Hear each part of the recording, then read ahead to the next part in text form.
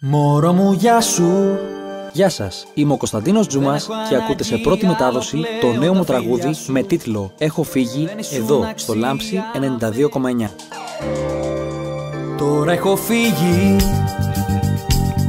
και από τα δίχτυα τα δικά σου έχω ξεφύγει. Δεν έχει νόημα να μείνουμε δυο φίλοι. Πρώτη μετάδοση. Τώρα έχω φύγει γιατί ήταν ψεύτικα τα λόγια τα δικά σου, όπως και ήτανε και η αγκαλιά σου. Μα το κατάλαβα, γι' αυτό σε κάνω πέρα. Θα στέκω μόρφιος μέρα με τη μέρα.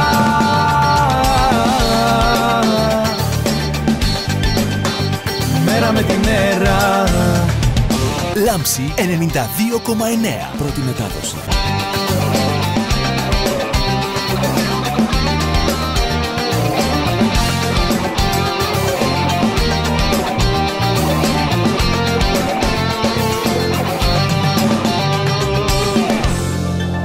Θα βρω μια άλλη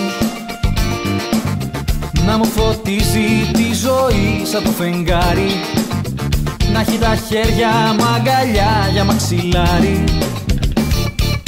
Θα μείνεις μόνη, όποιος θα πέφτει στην παγίδα σου θα λιώνει, γιατί σε ψεύτικη κι η τύχη σου τελειώνει. Θα μείνεις μόνη. Λάμψη 92,9. Πρώτη μετάδοση. Γιατί ήταν ψεύτικα τα λόγια τα δικά σου, όπως και ήτανε και η αγκαλιά σου. Μα το κατάλαβα, γι' αυτό σε κάνω πέρα. Θα στέκω μόρφιος μέρα με τη μέρα.